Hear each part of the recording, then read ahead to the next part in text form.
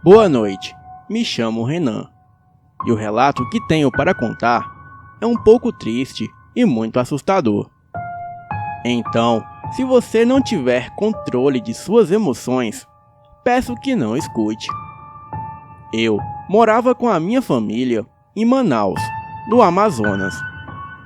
Éramos uma família normal, até o meu pai trocar a minha mãe por uma mulher muito mais nova.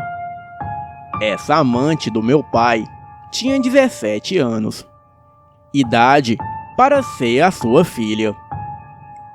Ele se mudou com ela para outra cidade, abandonando eu, a minha mãe e a minha irmã. Na época, eu tinha 14 anos e a minha irmã apenas 10. Ela se chamava Carolina e parecia uma índia, morena, dos cabelos negros e bem liso. A minha mãe nunca aceitou o fato do meu pai a ter deixado. Então, ela começou a engordar e foi demitida do emprego por justa causa. A demissão ocorreu de tanto que ela faltava no serviço para ficar em casa chorando por causa do meu pai. Agora sim, estávamos no fundo do poço. O meu pai havia sumido no mundo com a amante e a minha mãe estava sem trabalho. Até passávamos fome por diversas vezes. E como se não pudesse ficar pior, apareceu uma amiga da minha mãe dizendo que poderia ajudá-la e fazer o meu pai voltar rastejando para ela. É incrível como as pessoas se aproveitam de situações assim, para derrubar mais ainda a pessoa que precisa de ajuda. A partir daí, a minha mãe passou a ficar estranha. No começo, ela era bem discreta e sempre acendia velas e fazia oferendas a entidades bem longe de casa. Mas o tempo foi passando e ela começou a acender velas e deixar oferendas no quintal de nossa casa. Certa vez, me levantei à noite para ir até o banheiro e a minha mãe estava tomando banho àquele horário. Achei estranho, mas depois fiquei sabendo que ela tomava banho àquela hora devido a uma visita no cemitério para fazer uns trabalhos de amarração para o meu pai. Bem, eu estava muito apertado, então fui fazer o número 1 ali mesmo no quintal. E lá no fundo do quintal havia uma vela queimando junto a um copo de pinga e uma foto do meu pai, bem próximo aos pés de banana. Enquanto eu urinava, prestava atenção na vela se queimando. E foi aí que vi de trás das bananeiras sair uma sombra. Sim, era uma sombra de um homem de chapéu longo, que parecia andar mancando. Ele foi até a vela e pegou o copo e tomou a bebida que estava no copo. O mais impressionante de tudo é que o copo com a bebida continuava ao lado da vela, mas a sombra do copo estava na parede, na mão da sombra daquele homem, sendo entornado. Aquela sombra simplesmente abaixou e fez que ia pegar o copo ao lado da vela. O copo continuou no mesmo lugar, mas a sombra do copo estava na mão da sombra do velho na parede. Saí correndo para dentro de casa gritando pela minha mãe. Ela estava acabando de sair do banho. E quando contei a ela o ocorrido, ela apenas disse: "Ah, é o Exu Zé Pilintra, não há o que temer." Para piorar ainda, ela disse que eu não deveria ter medo, mas sim fazer uma saudação toda vez que eu o visse, pois privilegiados são os que veem essa entidade. Naquele dia, comecei a reparar que a minha mãe não estava normal, pois ela era uma mulher muito religiosa. Me espantei de ouvir ela falando aquilo, e ainda mais mexendo com magia negra. Bem, as semanas se passaram, e nada do meu pai voltar. Aquela situação foi chegando a tal ponto da minha mãe fazer desenhos de pentagramas pela casa e espalhar imagens de entidades de terreiro por todos os lugares da casa. A minha mãe e essa sua amiga de terreiro faziam todo tipo de feitiços e encantamentos para o meu pai voltar, mas não dava certo. Ele chegou até a voltar para Manaus, mas estava com a sua nova mulher. A minha mãe ficou mais transtornada ainda, e já o meu pai continuava frio com ela. E aparecia em nossa casa apenas para ver eu e a minha irmã.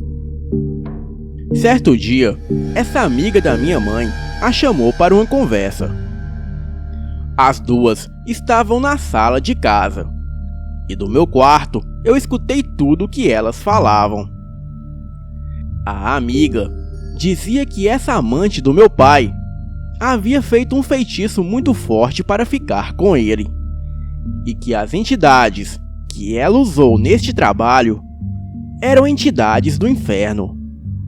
Uma delas se chamava Astaroth, e essa mesma entidade estava acima de qualquer Exu do terreiro. Bem, a primeira vez que eu ouvi esse nome, eu não consegui decorá-lo, mas depois de tanto a minha mãe falar deste demônio, acabei decorando o nome dele. Segundo essa amiga, a minha mãe tinha que ir atrás de uma feiticeira que morava em São Paulo de Olivença, uma cidadezinha do interior do Amazonas, pois somente essa feiticeira tinha poderes suficientes para conjurar essa entidade. Achei que a minha mãe não seria capaz de fazer uma loucura dessas, de sair de Manaus para ir a outra cidade a quase 1000 quilômetros de distância de Manaus. Mas quem dera eu estivesse errado. Ela pegou o dinheiro da pensão paga pelo meu pai e foi na cara e na coragem atrás dessa bruxa na cidade de São Paulo de Olivença. E ainda levou eu e a minha irmã junto. Chegamos nessa cidade e até achei o lugar bonitinho. Parecia mais uma vila, toda arborizada. Achei que essa mulher morava na cidade mesmo, mas ela morava nos limites da cidade. E para chegar na casa dela, tinha que atravessar o rio Solimões. Resumindo, a casa dela ficava praticamente dentro da floresta, pois depois de atravessar o rio, ainda tinha que andar mais uns 500 metros para chegar até lá. A casa era uma casa de madeira com 3 quartos, cozinha, sala e banheiro. Assim que entrei naquele lugar, senti uma energia pesada, e mesmo estando de dia, parecia que a luz do sol não penetrava naquele lugar. E ainda mais para o meu desespero, a minha mãe nos disse que ficaríamos ali a próxima semana. Aquela mulher era uma senhora de uns 60 anos e se apresentou pelo nome de Mãe Nani. Ela disse à minha mãe que pudesse ficar tranquila, que o meu pai voltaria para ela logo logo, e que primeiro ela iria dar um jeito na amante do meu pai. A minha mãe e essa Mãe Nani andavam juntas o tempo todo, falando sobre feitiços, entidades e praticando magia negra. E 3 dias depois veio a notícia. A amante do meu pai foi achada morta em uma estradinha de terra erma. Assim que elas souberam da notícia, ficaram eufóricas. Comemoravam a morte da amante do meu pai, mas que torcedor fanático comemora o gol do time. A mãe Nani explicou para minha mãe que agora era necessário que ela ficasse ali na casa dela por mais uma semana, até concluir os trabalhos de amarração para o meu pai. Bem, naquela casa eu dormia em um quarto junto com a minha irmã. E neste quarto havia uma espécie de sapateira que estava trancada. E a mãe Nani proibiu qualquer um de nós de chegar perto ou tentar abrir aquela sapateira. Bem, vou explicar um pouco como era a casa. Na frente havia um campo aberto que, se você andasse por uns 500 metros, você chegava no rio. E para chegar no vizinho mais próximo, tinha que atravessar o rio Solimões. E esse rio parece mais um mar de tão grande que ele é. Já no fundo da casa, dava de encontro para uma mata fechada, o que tornava o lugar muito assustador. Certa noite, a minha mãe e a sua amiga haviam saído, ficando somente eu e a minha irmã naquela casa aterrorizante. Pois além de não ter luz elétrica, lá fora era pior ainda. Era uma escuridão total. E para piorar, a casa era cheia de imagens de entidades de terreiro, daquelas mais tenebrosas, onde a entidade tem chifres e está segurando um tridente. Já era de madrugada. Eu não fazia ideia da hora. Só sei que acordei com uma voz de criança me chamando. O quarto estava uma escuridão total. E essa voz vinha de dentro da sapateira. E o que quer que estivesse ali, pedia para que eu abrisse para ele sair. Me levantei naquele breu total. Me aproximei da sapateira e perguntei quem era. Aquela coisa deu uma risada macabra e disse que era o diabo. Saí correndo e gritando para fora do quarto, mas não havia nem sinal da minha mãe. Então, peguei um lampião a querosene que se encontrava na casa e saí lá fora naquela escuridão procurando a minha mãe. Não sei por quanto tempo andei, mas estava um frio congelante. E em um pedaço da mata, eu avistei uma clareira.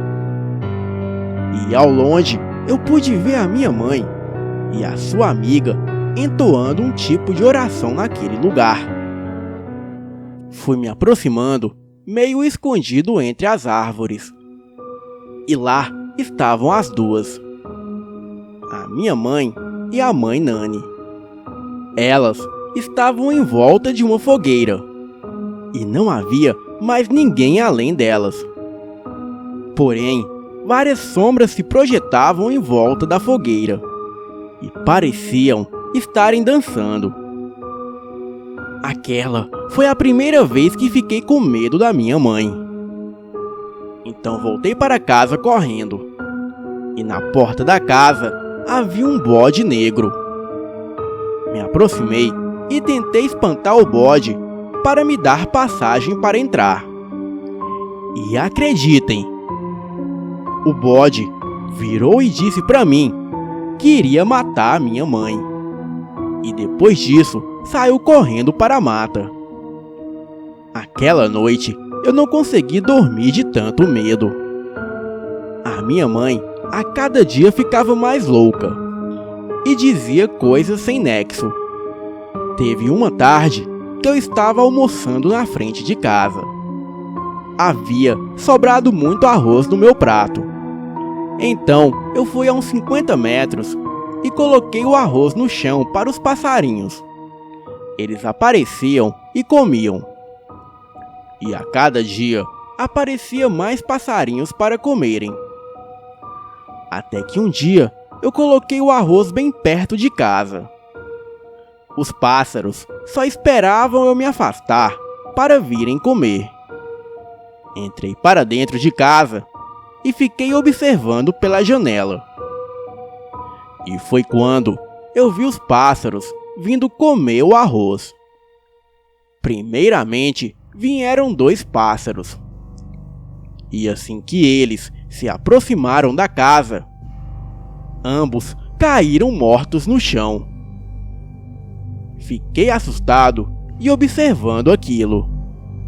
E foi quando vieram outros pássaros. E assim que eles se aproximavam da casa, todos caíam mortos. Corri lá fora e tirei o arroz de lá. E coloquei bem distante da casa. Contei o ocorrido para minha mãe. A mãe Nani escutou a conversa e disse que em volta da casa dela tinha uma barreira de proteção e só se aproximava da casa quem ela queria. Um dia, a minha irmã foi picada de cobra. A mãe Nani começou a fazer uma oração sobre a perna dela. E o lugar onde estava roxo foi ficando normal. E um sangue negro começou a jorrar de dentro dos 2 buracos na perna dela, causados pela mordida. Em seguida, a mulher começou a chamar a cobra. E a cobra saiu de dentro do mato e veio até ela. Ela perguntou à cobra por que ela fez aquilo. E todos nós ali presenciamos a cobra falar. A cobra dizia que fez aquilo porque não gostava de criança. A mãe Nani pegou o facão e decepou a cabeça da cobra. Certo dia, eu estava brincando fora de casa. E foi quando eu vi um garoto. Ele deveria ter mais ou menos uns 12 anos. Nós ficamos brincando juntos. Não perguntei o nome dele e nem onde ele morava. Até que o chamei para nadarmos um pouco. Então, fomos até o rio. Tirei a roupa e entrei na água. E fiquei observando enquanto ele tirava a roupa.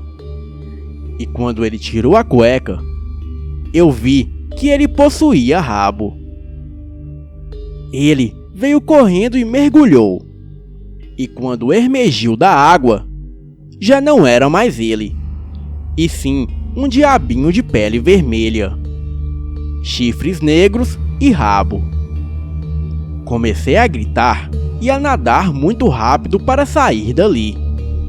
E aquela criatura dava fortes gargalhadas e me perguntava por que eu estava com medo dele, já que ele morava na sapateira que ficava no quarto onde eu dormia. Eu já estava ficando louco naquele lugar. A minha mãe saía todas as noites com a mãe Nani, e sempre que elas saíam, alguma coisa batia na porta da casa, querendo entrar. Até que uma noite eu tomei coragem e fui olhar pela janela quem batia na porta. E acreditem, era aquele bode negro. Ele batia com a cabeça e tomava distância, e em seguida vinha correndo e tombava de encontro à porta, como se quisesse arrombar. Eu contava tudo para minha mãe no outro dia, e ela apenas ria histericamente, e dizia que a casa da mãe Nani era protegida, e que nada aconteceria com nós enquanto estivéssemos ali. Teve uma noite que acordei com a minha mãe chamando pelo lado de fora da casa. Ela pedia que eu abrisse a porta, mas achei muito estranho, pois a porta não ficava trancada com chave. Era só pressionar a tranca para baixo e entrar. Assim que abri a porta, eu não vi a minha mãe, e sim uma sombra no chão que era mais negra que aquela escuridão. Eu gritei e tentei correr para dentro. Mas aquela sombra me pegou pelo braço e me deu várias bufetadas e me arrastou para a mata até que desmaiei. No outro dia, eu acordei com o corpo todo dolorido, como se tivesse levado uma surra. A mãe Nani disse que foi o diabo que queria me levar e se apoderar do meu corpo, mas ela conseguiu me resgatar a tempo. A situação naquela casa estava insuportável. Aquele bode vinha todas as noites e ficava dando chifradas na porta. Pedras eram jogadas no telhado da casa e risadas de crianças eram ouvidas todas as noites vindo da mata. Contei para a mãe Nani sobre o bode. A disse que sempre que ela e a minha mãe saíam à noite, esse bode aparecia. Mãe Nani me perguntou a cor do bode. Eu disse que era negro. E ela falou que tudo bem, que eu poderia abrir a porta para ele. Que na verdade, esse bode era um velho amigo. Claro que eu não ia fazer isso nunca. A minha vida naquela casa era um verdadeiro filme de terror. Um certo dia, eu escutei a mãe Nani falando com a minha mãe que para ela ter poderes e fazer o meu pai ficar aos seus pés, ela tinha que oferecer a minha irmã para uma entidade maligna, que prefiro não dizer o nome, e que na próxima sexta-feira, elas iriam na mata fechada com a minha irmã. Iriam invocar esse demônio e oferecer a minha irmã. Achei que a minha mãe jamais cogitaria algo do tipo. Mas para minha surpresa, ela disse que sim, que faria qualquer coisa para o meu pai voltar para ela. Aquilo para mim foi a gota d'água. Naquela mesma noite, a minha mãe e a mãe Nani estavam dormindo. Aproveitei e peguei a minha irmã nos braços e fugimos daquela casa. Mas assim que pisei o pé lá fora, a casa estava cercada por bodes e cabras, e todos olhavam para mim com ódio. Pareciam que só estavam esperando eu colocar o pé lá fora para me atacarem. Então entrei para dentro de casa e esperei aquelas coisas irem embora. Daí em seguida começou uma chuva muito forte, e quando olhei lá fora, os animais não estavam mais lá. Peguei a minha irmã nos braços e corri até uma canoa que ficava atracada no rio. Era a canoa que a mãe Nani usava para atravessar o rio e chegar até a cidade. Estava muito perigoso atravessar o rio naquela chuva, mas mesmo assim eu iria, pois não tinha como sair dali se não fosse pelo rio. Mas assim que me aproximei da canoa, a mesma se soltou da corda e sumiu no rio. Eu tinha certeza que isso era algo sobrenatural, pois a canoa estava amarrada em um tronco. Tive que voltar para casa, não tive outra escolha. Mas naquela noite, orei muito a Deus para que não deixasse nada de ruim acontecer com a minha irmã, pois ela era só uma criança.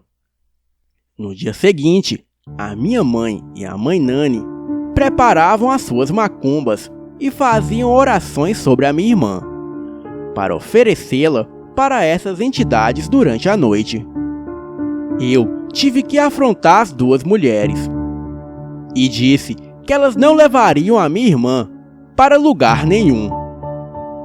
Mãe Nani colocou a mão sobre a minha cabeça e disse umas coisas incompreensíveis.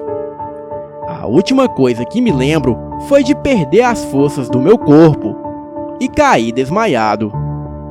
Já à noite, eu acordo com batidas na porta. Achei que era aquele bode que estava batendo na porta. Mas foi aí que ouvi a mãe Nani dizendo que já estava indo. Me dei conta que ainda estava cedo, apesar de estar escuro, pois elas costumavam saírem bem tarde da noite para os rituais. E naquela noite elas levariam a minha irmã. Bem, a minha irmã não estava no quarto, então deduzi que elas deveriam estarem quase saindo para a mata com a minha irmã, até alguém bater na porta. Escutei a voz de um homem. Ele dizia que era policial e que algumas pessoas que passavam em uma balsa avistaram vários homens negros pelados, e todos eles estavam tacando pedras na casa. Daí, um casal que estava na balsa chamou a polícia. A mãe Nani, com aquela falsa simpatia, disse ao policial que estava tudo bem e que no mínimo deveria ser algum trote. A polícia agradeceu e se desculpou pelo incômodo e foi embora. Eu saí do quarto correndo para chamar o policial. A minha mãe tentou me segurar. E pela primeira vez eu tive forças para acertar um soco nela e a derrubar no chão. Assim que cheguei perto da porta, a mãe Nani me segurou com uma força fora do comum.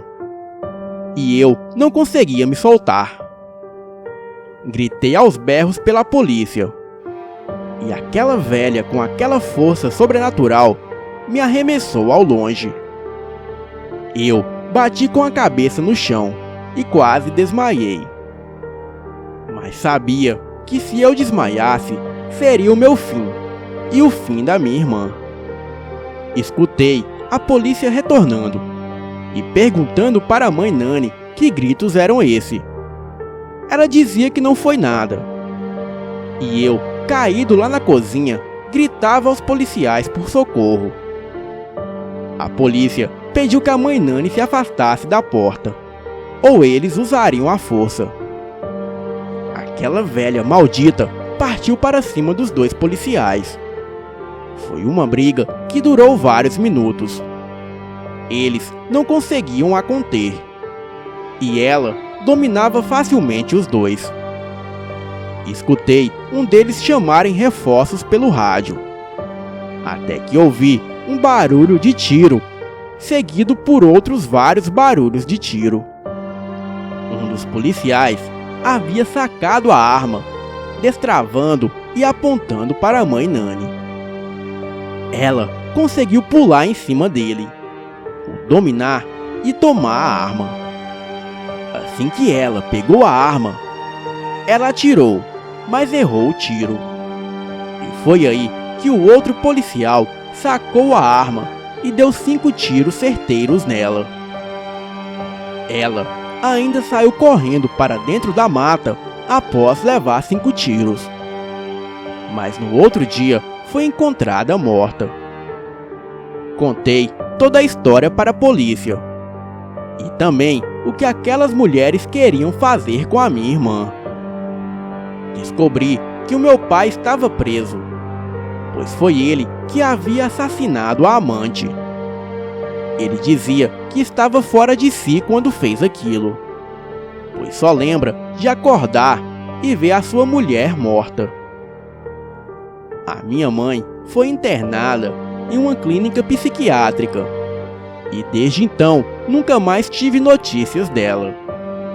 A minha irmã e eu ficamos morando com a nossa avó paterna, até o dia que me casei e saí de lá. A minha avó já é falecida, mas a minha irmã continua morando na casa dela, junto com 2 tias nossas, que são pessoas maravilhosas. O meu pai já está em liberdade, e às vezes tenho contato com ele, mas ainda guardo uma mágoa muito grande dele, pois tudo isso começou por causa das traições dele.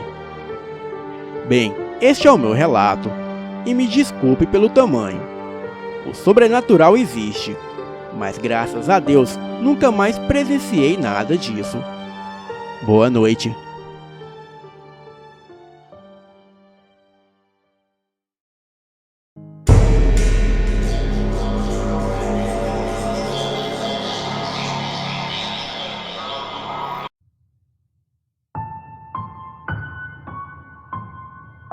A história a seguir foi transcrita por um jornalista e contada por bombeiros de Porto Alegre. E para preservar pessoas e eventos, afirmo que os ocorridos são ficção.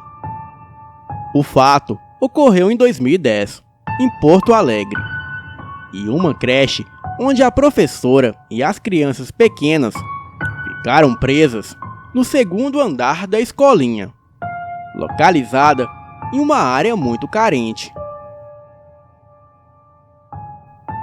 Era de manhã cedo, quando um gato no poste de luz começou a entrar em curto.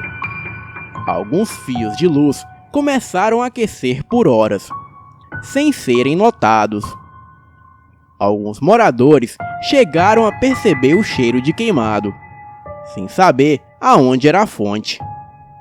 As crianças chegavam cedo na escolinha, acompanhados por familiares e pela professora Isabel, de 29 anos, solteira e à procura de um amor. Sim, ela se descreveu assim no boletim de ocorrência do fato. Por volta das 9 da manhã, foi que um fio de luz começou a pegar fogo em cima do poste. Uma fina linha de fogo foi passando por cima da calçada na rua. E foi quando o fio se partiu da rua e caiu dentro do pátio da escolinha, colocando fogo em alguns brinquedos de papel das crianças. No horário, logo seria a hora do recreio e brincadeiras no pátio. Por causa dos brinquedos feitos de papel, como máscaras do Batman, Flash, Capitão América e outros. As cortinas começaram a pegar fogo. Vale lembrar que o fio de luz ainda pegava fogo em curto no pátio. E na hora em que as crianças iriam para o pátio, a primeira a ver o fogo foi a professora Isabel, de 29 anos, solteira e à procura de um amor, e corajosa o suficiente para mandar as crianças pararem e voltarem para dentro da escolinha. Se a Isabel, de 29 anos, solteira, à procura de um amor, não tivesse visto a tempo, as crianças teriam praticamente corrido para uma armadilha mortal de fogo. Aos gritos, a professora começou a levar as crianças para longe do incêndio. As janelas da escolinha tinham grades por causa dos bandidos que invadiam e roubavam a escolinha de madrugada. E as grades obrigavam as professoras, crianças e diretora a usarem a porta dos fundos e pularem o muro do vizinho para fugir. Isso funcionou muito bem para quem conseguia descer para o primeiro piso. Mas quem estava no segundo piso viveria um pesadelo. 7 crianças, entre 3 e 6 anos, ficaram presas no andar de cima, com apenas uma pessoa para ajudá-las, que era a professora Isabel, de 29 anos, solteira e à procura de um amor. Ela ficou presa junto com as crianças, no segundo andar. No serviço dos bombeiros, são fatos conhecidos que as vítimas de incêndio entram em contato com fumaças tóxicas, que podem envenenar, ao mesmo tempo que causam alucinações. É fato que os incêndios são apavorantes por natureza, e que o fenômeno da pareidolia pode fazer as pessoas reconhecer formas, tanto humanas quanto animalescas, na fumaça e no fogo. São fatos científicos que os bombeiros usam para aceitar o fato de que as vítimas têm experiências completamente apavorantes. Elas não estão loucas. Este é o depoimento de Isabel, de 29 anos, solteira e à procura de um amor. Eu não tinha como tirar as crianças da escolinha pelo segundo andar, então portanto eu fiquei com elas em uma das salas. Tentei ver se conseguia dar um espaço para fugir com as crianças pela escada e fui surpreendida pela intensa fumaça preta que começou a subir as escadas. A fumaça começou a tomar o corredor e a esquentar o ambiente bem rápido. A fumaça estava no corredor e nas salas de aula. Tentei passar a mão por entre a fumaça para ver até onde eu poderia atravessar e descobri que a fumaça estava tão quente que queimou a minha mão. Me afastei para a sala com as crianças e olhei para trás para perceber que a fumaça preta estava dominando o ambiente. E antes de fechar a porta, eu percebi que o corredor se transformou em uma noite, mesmo com as luzes acesas. Fechei a porta e me abracei com as crianças. A única janela da sala de aula foi aberta por mim. Era a minha única saída, mas eu nunca abandonaria as crianças. A porta estava fechada, e se a situação já era assustadora, as coisas que eu vi em seguida pioraram tudo. Começou com calor. Eu sabia que a fumaça transformou o dia em noite dentro da escolinha. Também sabia que a fumaça podia queimar tudo com um toque, mas ficar parada, olhando a porta, foi criando um suspense. Nos primeiros minutos, havia o pensamento de que tudo ficaria bem. Mas o tempo foi passando, e o cheiro de queimado foi ficando muito forte. Dava para ouvir o fogo do outro lado da porta. Começou baixo, e quando de repente, um enorme estrondo ocorreu como se um bicho estivesse quebrando a mesa e as cadeiras da sala ao lado. Eram barulhos como se algo batesse nas paredes e nas mesas. E foi quando o barulho começou atrás da porta, como se alguém dentro do fogo batesse. E depois com um som de um animal. Um som como se algo nas chamas cheirasse por debaixo da porta, na sala onde eu estava isolada do fogo e abraçada com as crianças. E foi quando a porta começou a ferver. 2 pontos negros começaram a aparecer na porta, como se fossem 2 olhos negros. As crianças viram e começaram a chorar. A fumaça deslizava para baixo da porta, parecendo patas de aranha. Bolhas apareciam, e a linda pintura de Toy Story pendurada na porta caiu. Os olhos negros ficavam cada vez maiores, enquanto a fumaça entrava por baixo da porta. E foi quando a fumaça que vinha debaixo da porta se moveu como se fosse um braço. Eu me levantei e comecei a berrar na janela. A fumaça negra começou a entrar por debaixo da porta, enquanto toda a parte de cima da porta tinha ficado preta. Uma coluna de fumaça negra começou a se formar em frente à porta. Nesta hora, apareceram riscos brancos na porta, como se fossem olhos de gatos pretos. A fumaça começou a mostrar rostos distorcidos. Eu já estava chorando junto com as crianças nesta hora, quando consegui ver mãos negras de fumaça tentando agarrar as crianças. E foi quando um bombeiro entrou no quarto pela janela. Perguntou se estava bem e começou a passar as crianças para os companheiros na janela. Ouvi ele falar com outro bombeiro que a porta ia dar um backdraft. Eu não sabia o que era backdraft, mas sabia que a qualquer momento a porta iria cair e o fogo iria entrar.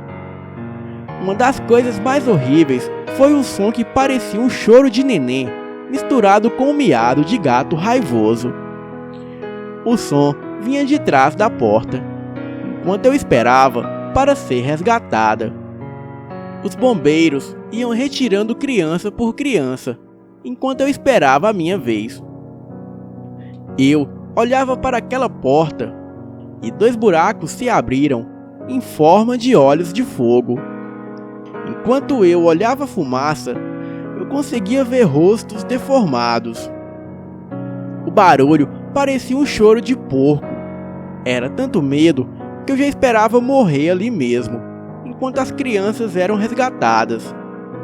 Olhei para as crianças e faltavam apenas 2 antes de eu sair. Eu estava tão assustada e chorando igual a elas. Enquanto rezava o terço, aceitava ficar até a última sair, ou morrer junto. Um som forte como uma explosão me fez olhar de novo para a porta. E desta vez eu consegui ver a fumaça tomando a forma de um demônio de sombras e fogo, tentando me alcançar. E uma voz demoníaca, como a de um animal, falou de forma clara a palavra morte. Na hora em que a porta caiu, eu consegui sentir o ar sendo puxado para dentro das chamas. Foi um calor tão forte que eu me queimei nas minhas pernas, mesmo longe das chamas. Foi nessa hora que eu senti um bombeiro me pegar no colo, como se eu fosse uma criança. Nós pulamos a janela e caímos de pé como se nada tivesse acontecido. O outro bombeiro tinha feito o mesmo e estava carregando as 2 últimas crianças no colo. Olhei para trás e vi uma enorme bola de fogo de mais de 10 metros sair para fora da janela. E no fogo eu vi rostos demoníacos. E no barulho eu ouvi uma mistura de grunhidos de porco com risadas. E foi nessa hora que os bombeiros começaram a jogar água. Eu não sabia para que servia o esguincho da mangueira aberta na forma de guarda-chuva, até as chamas perseguirem a gente. O esguincho aberto foi como um escudo de água que nos salvou. Bem, tudo terminou bem. Nunca tive tanto medo em toda a minha vida. E nunca tive tanta certeza que iria morrer. E sem dúvidas, o mais assustador seria justamente morrer com as crianças da minha escolinha. Cheguei ao ponto de aceitar que morreria sozinha. Passei pela experiência onde eu podia ver demônios e fantasmas e ser tocada por eles. E tenho as queimaduras aqui como prova. E se tenho algo de bom para ilustrar esse quadro, é que o final foi feliz. Pois depois, os bombeiros ainda ficaram brincando com as crianças. Mas a minha maior surpresa foi quando o bombeiro que me resgatou tirou o jaquetão e a máscara que usava. Eu não acreditei, era igual a ele. Um senhor negão de 1,80 de altura, todo musculoso. Era o pai do Chris.